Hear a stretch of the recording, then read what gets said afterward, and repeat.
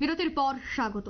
অদম্য ইচ্ছে শক্তি থাকলেই যে কোনো প্রতিকূলতা বাধা বিপত্তিকে সরিয়ে সাফল্য অর্জন করা যায় তার উদাহরণ আজ মাতাবাড়ি বিধানসভা কেন্দ্রের দক্ষিণ মাতাবাড়ির এক কৃষি প্রধান এলাকা থেকে উঠে এসেছে। কৃষি প্রধান এলাকায় প্রধানমন্ত্রী কিষাণ সম্মান নিধি যোজনা থেকে উৎসাহিত হয়ে কৃষি কাজে মনোনিবেশ করে আজ স্বাবলম্বী কৃষক হিসেবেই নিজের নাম প্রতিষ্ঠিত করেছে বিপ্লব দাস। নিউজ ভ্যানগার্ডের প্রতিনিধি প্রসেনজিৎ দেকে সাক্ষাৎকারে তার সাফল্যের কথা তুলে ধরলেন। আগে একটা সময় মুড়ি বিক্রি করতেন, বর্তমানে বাজারে সেরকম ভাবে মুড়ির চাহিদা নেই। তারপর কিষাণ সম্মান নিধি পেয়ে কৃষিকাজে মনোযোগ দিয়ে চাষবাস শুরু করেন এবং সেখানে 12 মাস বিভিন্ন সবজির চাষ করে আজ স্বাবলম্বী হয়েছে বিপ্লব দাস।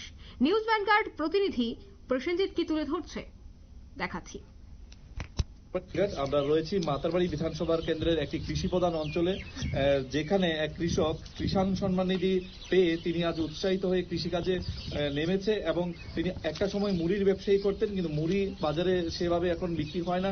তারপর তিনি কিষাণ সম্মান নিধি পেয়ে এই কৃষিকাজে নামার পর আজ উনি স্বাবলম্বী, প্রায় মাসে অন্তত 1 থেকে 1.5 লক্ষ টাকা ইনকাম করে বলে আমাদেরকে জানিয়েছেন। আমরা কথা বলবো সেই কৃষকের সাথে। প্রথমে আপনার নাম? আমার নাম বিপ্লব দাস, আমার দক্ষিণ মাতাবাড়ি, আমার বাড়ি মাতাবাড়ি বিধানসভা। আমি কৃষিকাজে করি, কৃষিকাজ আমি বৈজ্ঞানিক পদ্ধতি কৃষিকাজ করি, আমি মাসে 1 থেকে 1.5 লক্ষ টাকা। আমরা জানতে পারি যে আপনি একটা সময় মুড়ি বিক্রি করতেন, এখন কৃষিকাজে কি ভালো বলছেন আপনি? আমি প্রথমত কৃষি সম্মান পেয়ে আমি কৃষিকাজে নেমেছি। তারপরে মাতাবাড়ি এমএলএ আমার কৃষিকাজ দেখিয়া মাতাবাড়ি এমএলএ আমরা অনেক সহযোগিতা করছি। সহযোগিতায় মাতাবাড়ি এমএলএ সহযোগিতায় তাই অনুপ্রেরণায় আমি কৃষিকাজে ভালোভাবে মন দিচ্ছি। কৃষিকাজে এমনভাবে মন দিই যাতে ভালো ফসল হয়। কিভাবে কৃষি করা 3 গুণ হয় এইভাবে আমি কৃষিকাজ করতে দিচ্ছি। যাতে মাতাবাড়ি এমএলএ আমার উৎসাহ দিতে আছে যে আপনি করেন, সরকারের যে সুযোগ সুবিধা আছে আমরা চেষ্টা করি আপনার দেওয়ার জন্য, এবং সরকারের সুযোগ সুবিধা আমার দিতে আছে। আমার বিজ্ঞান দিছে, একটা টেলারের ব্যবস্থা করে দিছে, জলের মেশিন দিছে, তারপরে স্প্রে মেশিন দিছে, এগুলো আমাকে দিয়েছে। এই উৎসাহ পেয়ে আমি এখন কৃষিকাজে এমন উন্নত হয়েছি মাসে 1 থেকে 1.5 লক্ষ টাকা ইনকাম হয়। এবং আমার এখানে 12 থেকে 14 জন শ্রমিক রেগুলার কাজ করে। আমার ডেলি তখন সিজন আবার 15 থেকে 20 হাজার টাকা ডেলি বিক্রি হইতে আছে। এবং আমি এই মালগুলা যে জমিগুলিতে আপনি চাষ করছেন এগুলো কি আপনি নিজস্ব? না, আমার নিজস্ব এত জমি নাই। আমি তো 10-12 কাঠা জমি চাষ করি। আমি বর্গা চাষ করি, আমার নিজের হলো 1.5 কাঠা জমি, শুধু আমি বর্গা চাষ করে এইভাবে করতে হবে। আপনি বলছেন 1 থেকে 1.5 লক্ষ টাকা মাসে ইনকাম হচ্ছে, সে জায়গায় একটা চাকরিওয়ালারও কিন্তু এত টাকা ইনকাম হয় না।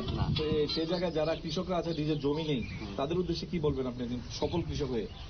আমি তার উদ্দেশ্য করবো যে আপনার কৃষিকাজে লাভ হয় না এইসব চিন্তা ভাবনা না করে আপনারা আমাদেরকে দেখে কৃষিকাজ করার চেষ্টা করেন। কৃষিকাজ করবেন, খুব ভালো থাকবেন।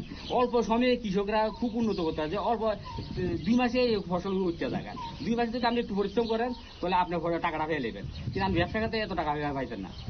আপনার আপনারা যারা আমরা দেখবেন তারা কৃষিকাজে যাতে সহজে যাতে কৃষিকাজ করণ এই চেষ্টা করেন, বৈজ্ঞানিক পদ্ধতি করবেন।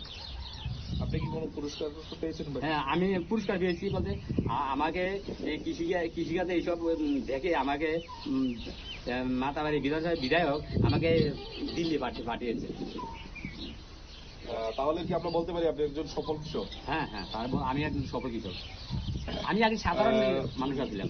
মনের ইচ্ছা শক্তি থাকলে এবং নিজে চাইলে সবকিছু করা সম্ভব। তিনি একটা সময় মুড়ি বিক্রি করতেন, এখন আজ প্রায় রোজ 5 থেকে 6 হাজার টাকার উপর কামাই করে, মানে মান্থলি অন্তত 1 থেকে 1.5 লক্ষ টাকা কামাই করছে। তিনি নিজের জায়গা নেই, বর্গা চাষ করেই তিনি কিন্তু কাজ এই স্বাবলম্বী হয়েছে।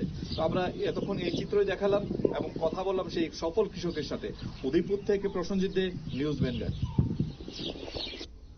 আপনারা দেখলেন প্রসেনজিতের তুলে ধরা সেই প্রতিবেদন। যেখানে আগে এক চাষির, বর্তমান যিনি চাষি তিনি আগে মুড়ি বিক্রি করতেন, তবে বর্তমানে তিনি চাষবাস করে তিনি স্বাবলম্বী, মাসে একটা মোটা অঙ্ক তিনি উপার্জন করছেন।